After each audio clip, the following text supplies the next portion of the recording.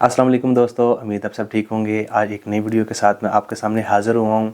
काफ़ी अरसे के बाद मैं वीडियो बना रहा हूँ और बहुत सारे लोगों का ये मुझसे कहना था कि आपने वीडियो बनानी ही छोड़ दी है। आपका यूट्यूब का चैनल जो है वो ग्रो कर रहा था, आपने वीडियो बनानी छोड़ दी, अब आपके व्यूज़ नहीं आएंगे। मुझे अब देखिए मैं वीडियो बना रहा हूँ, अपलोड करूँगा। अब मुझे नहीं पता इस वीडियो पे व्यू आएंगे या नहीं आएंगे, क्योंकि बहुत सारे लोग ये कह रहे थे कि आपकी वीडियो की वजह से हमें बहुत ज़्यादा बेनिफिट हुआ है कि हमने वीज़ा खुद अप्लाई किए हैं, हमें वीज़े मिले हैं, तो आप इस तरह गाइड करते हैं और कोई गाइड नहीं करता, ये उनका कहना है।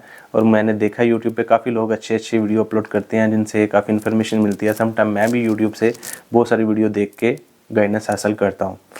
तो खैर ये टॉपिक नहीं है आज की वीडियो का, ये काफ़ी लंबा हो जाएगा। आज की वीडियो का जो टॉपिक है वो बेसिकली है यूके का वीज़ा मैंने कैसे हासिल किया। तो यूके का वीज़ा हासिल करना एक मेरे लिए थोड़ी सी लंबी जर्नी थी, तो इसको मैं डिटेल से आपके साथ एक्सप्लेन करूँगा, क्योंकि इसमें मेरे दो रिफ्यूज़ल भी हैं कि यूके का वीज़ा अप्लाई करना है। जब मैंने ये अब अप्लाई किया उससे पहले मेरे दो रिफ्यूज़ल थे, और वो दो रिफ्यूज़ल कैसे आए वो सारी बात जो है ना मैं आपको डिटेल से बताता चलूँगा, कि आपको भी आइडिया हो जाए कि क्या करना चाहिए और क्या नहीं करना चाहिए। और मैंने यूके का वीज़ा फ़र्स्ट टाइम कब अप्लाई किया वो मैं बताता हूँ आपको, कि जब फरवरी 2022 में मैंने यूएसए का वीज़ा हासिल किया। उसके बाद मैंने मार्च में फ़ैसला किया कि मैं यूके का वीज़ा अप्लाई करता हूँ। यूएसए तो मैंने जाना है, साथ यूके को भी ट्रैवल करता हूँगा कि वो भी विज़िट कर लूँगा। तो मेरा एक दोस्त था, उसने मुझे मशवरा दिया कि यार मैंने जिस बंदे के थ्रू यूके का वीज़ा अप्लाई करवाया, तुम भी उस बंदे के थ्रू ही अप्लाई करो और तुम्हें भी इंशाल्लाह मिल जाएगा। मुझे थोड़ा सा ये था कि मुझे पता था कि ये यूके है वो स्टेटमेंट को बहुत ध्यान से देखता है। अगर टैक्स रिटर्न साल लगाते हो तो उसको वो प्रॉपर फोकस करता है कि यार ये बंदा जो इनकम बता रहा है इसकी इनकम इतनी है भी कि नहीं। तो खैर मैंने उस बंदे से रब्ता किया, उस बंदे ने मेरे बैंक स्टेटमेंट देखी, मेरी टैक्स रिटर्न्स देखी।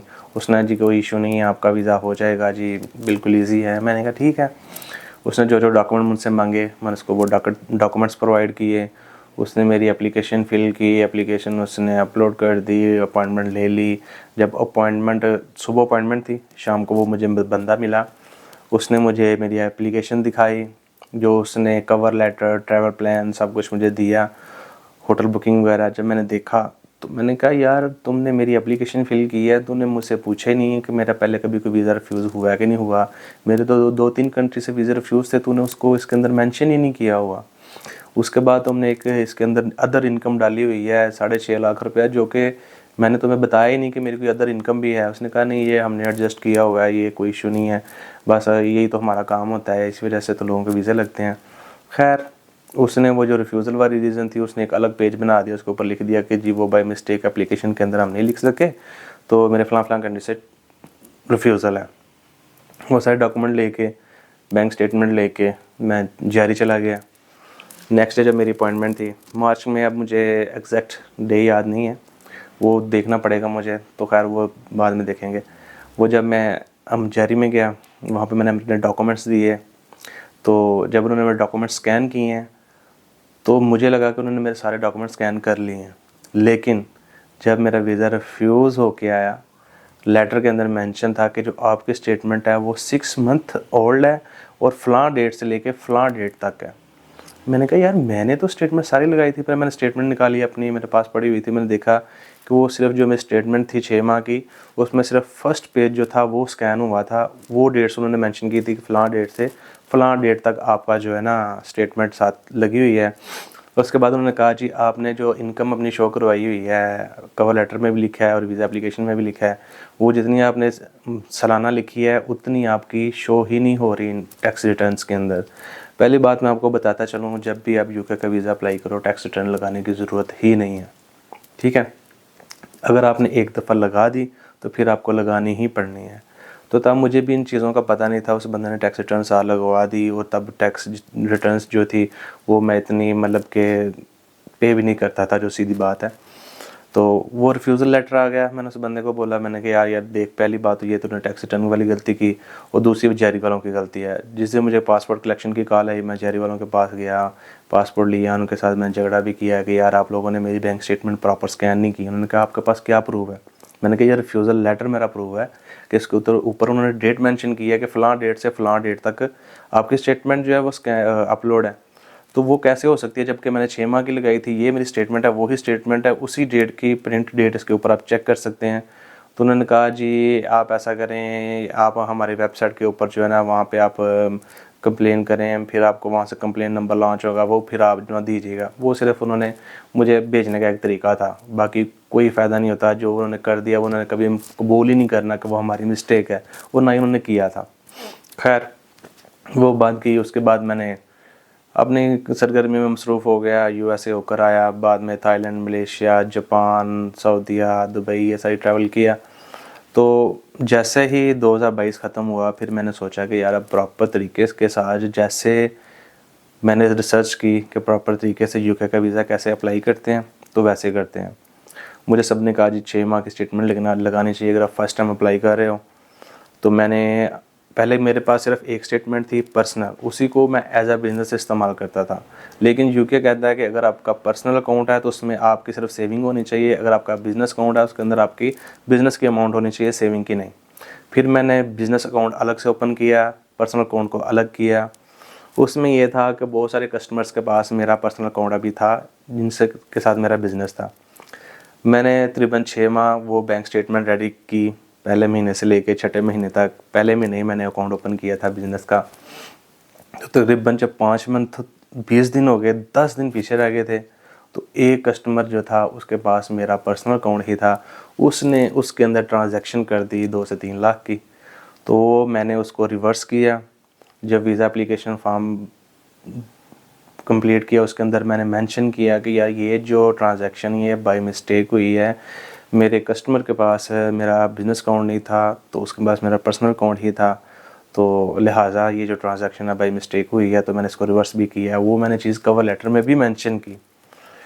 और बताता चलूँ कि जब पहली दफ़ा वीज़ा अप्लाई किया, मैंने किसी कंसल्टेंट के थ्रू अप्लाई किया, उसको पैसे दिए, फिर डॉक्यूमेंट स्कैन करवाए, उसके पैसे दिए। वीज़ा एप्लीकेशन के जो वो तो ऑलरेडी आपने पैसे देने ही देने हैं, तो फिर आपको अपॉइंटमेंट मिलती है।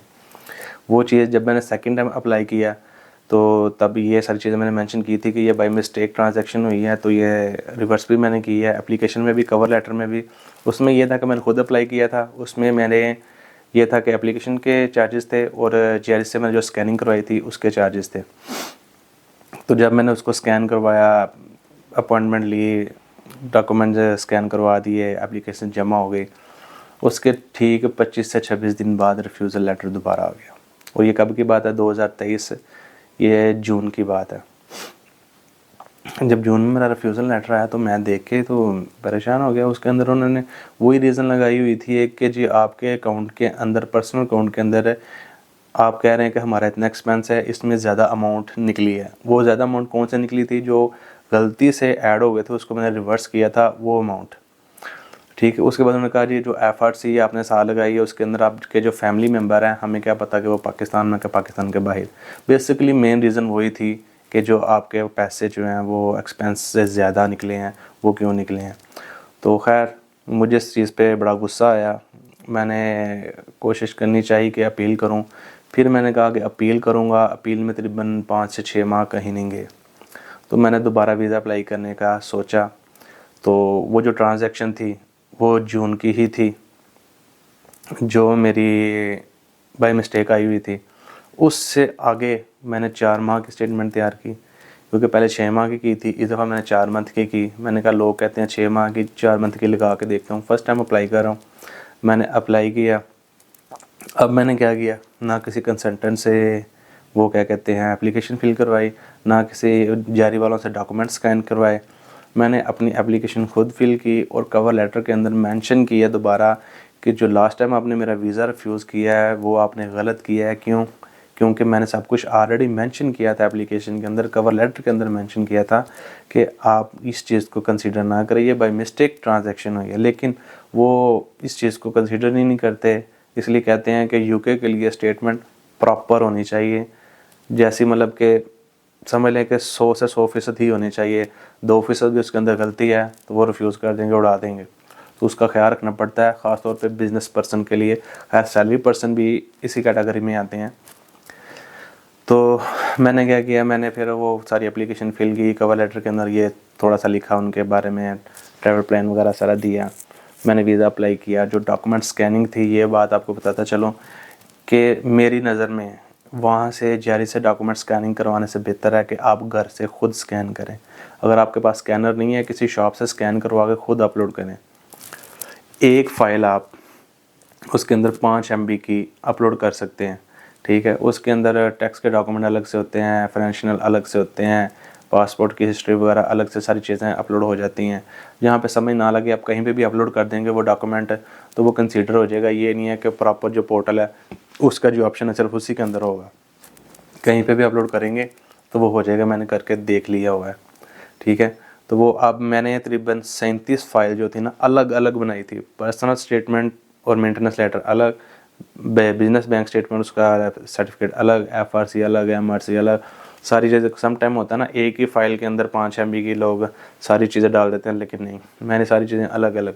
हाँ, सिर्फ पासपोर्ट और ट्रैवल हिस्ट्री जो थी वो एक पेज के अंदर लगाई थी। उसके अलावा मेरे पास जो बोर्डिंग पास पड़े हुए थे वो भी मैंने साथ लगा दिए थे।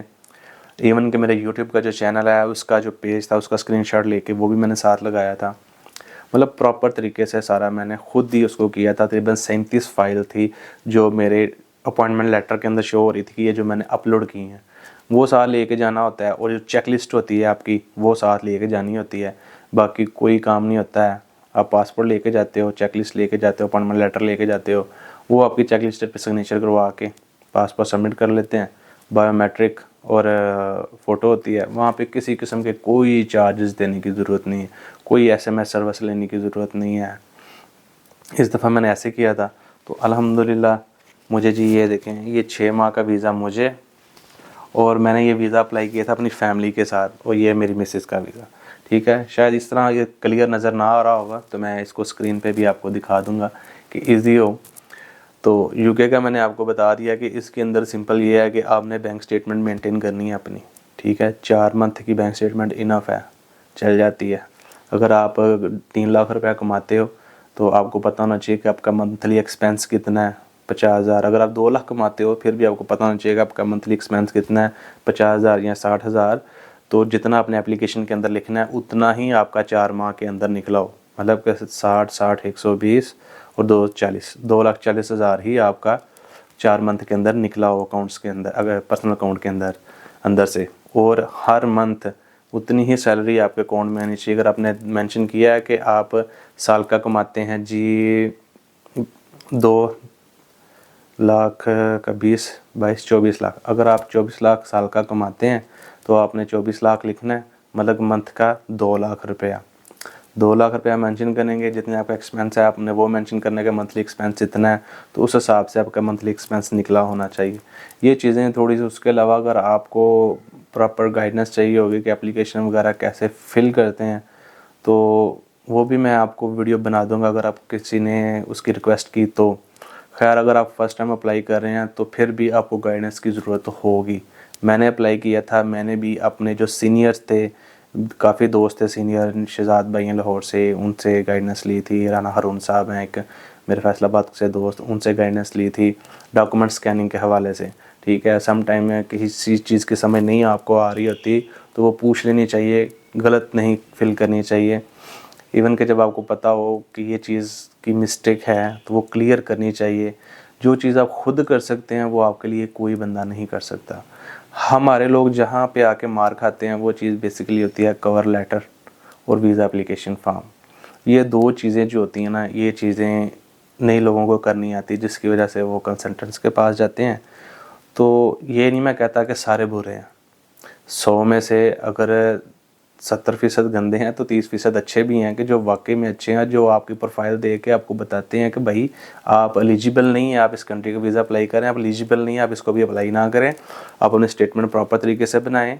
अगर आपको गाइडेंस चाहिए होगी, मतलब कि जिन लोगों को मैं जानता हूँ जो अच्छा काम कर रहे हैं तो उनका नंबर भी मैं आपको प्रोवाइड कर दूँगा। अगर आप कहेंगे कि वीज़ा एप्लीकेशन का फिल करवाने का तरीका, तो वो भी मैं एक वीडियो छोटी सी बना के अपलोड कर दूंगा, उसका कोई इशू नहीं है। तो उसके अलावा आपका कोई क्वेश्चन होगा तो मुझे कमेंट ही कीजिएगा।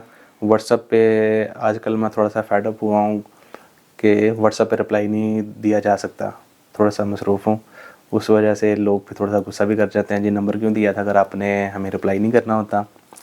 तो खैर यूके का वीज़े की जर्नी मेरी ये थी कि 2 दफ़ा रिफ्यूज़ होने के बाद मैंने ये तीसरी दफ़ा वीज़ा लिया है और 2023 में ही जून में मेरा वीज़ा रिफ्यूज़ हुआ है। तो दोबारा मैंने अप्लाई किया था ये नवंबर में, 7 नवंबर को अप्लाई किया था। तो ये मेरा वीज़ा लग के आ गया था तकरीबन 7 नवंबर को कह रहा हूँ।